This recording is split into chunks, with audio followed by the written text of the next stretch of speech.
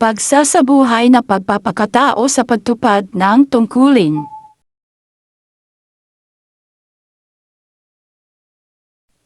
Pangunahing tungkulin ng kabataan, tungkulin mo para sa iyong sarili, tungkulin bilang anak, tungkulin bilang kapatid, tungkulin bilang mag-aaral, tungkulin sa pamayanan, tungkulin bilang mananampalataya.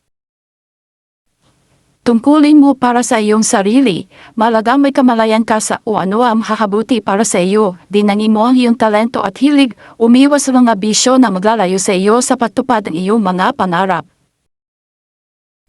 Tungkulin bilang anak, mahalin at tigalan mo ang iyong mga magulang. Isa ito malagang tungkulin na kabilang sa 10 utos ng Diyos. Natural lamang na minsan ay mapagsasabihan ka ng iyong magulang dahil sa iyong pagkakamali. Maaari mo sila suportahan sa pagpaparatili ng inyong tahanan at pagtitipid.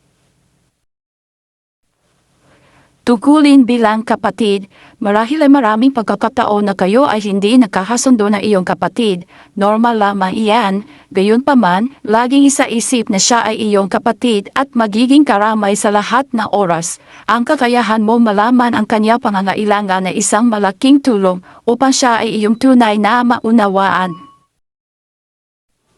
Tungkulin bilang mag-aaral, pumasok araw-araw sa paaralan, panatilihin mo ang pagnanasa matuto at maisabuhay ang natutuhan, pagyamari na pakikipagkapwa sa pamamagitan ng aktibong pakikilahok sa gawaing papaaralan, sa loob o labas man ng silid-aralan. Tungkulin sa pamayanan, makibahagi sa advokasya ng pamayanan, panitilihin ang kalinisan at kaayusan, sumunod sa mga batas na ipinatutupad. Tungkulin bilang mananampalataya, ang pananampalataya ay magiging matibay kung ito ay sasamahan ng mabubuting gawa. Ang pagmamahal sa Diyos ay pagmamahal sa kapwa, manalangin araw-araw at magpasalamat, laging isipin na ang tunay na pagmamahal ay hindi naghihintay ng kapalit.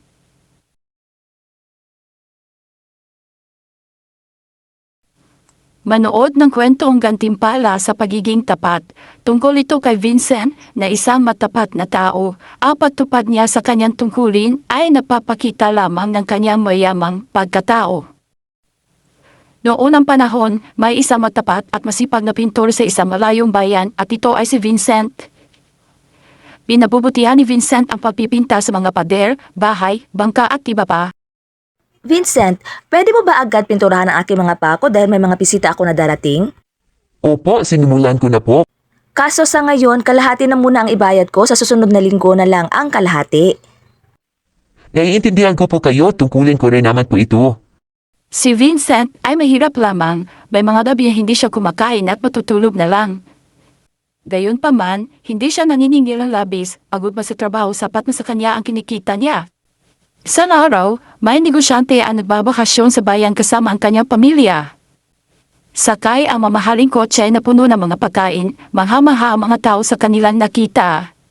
Kinabukasan, pinatawag ng negosyante si Vincent, habang papunta si Vincent nakasalubong niya si Tom ang kanyang kaibigan.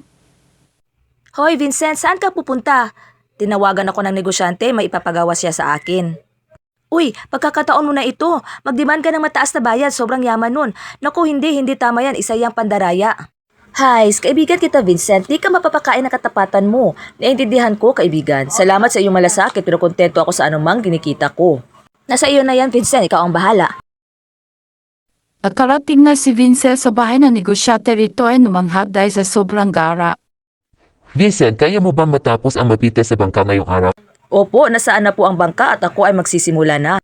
Teka, di mo pa sinasabi sa akin magkano ibabayad? Kayo na po ang bahala.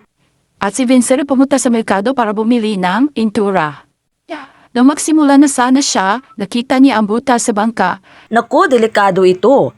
Dali-dali tinapatan ni Vincent ang butas. Nang natapos ni Vincent ang trabaho, pinuntahan siya ng negosyante. Aba, magaling Vincent. Ito ang bayad.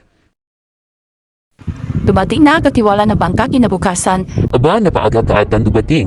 Opo, dahil ayusin ko yung sira sa bangka. Anong sira? Nakasakay na ang pamilya ko ngayon. Pwede, may butas po iyon. Walang magawa ang Ginoo kundi umiyak. Bakit ka umiiyak? Naku, akala ko wala na ang pamilya ko. Napaisip ang gitsaka niya na intindihan. Agad pinatawag ang negosyante si Vincent. Vincent, kunin mo ito. Ito ang iyong gantimpala. Kantimpala? Kantimpala po saan?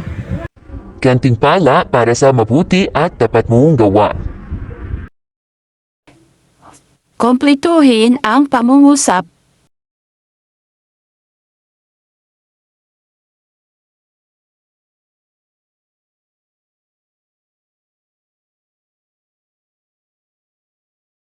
Palagi ang isabuhay at pagpapaunlad ang pagkatao, patuloy na gumawan mga paraan upang mapag-ibayo ito.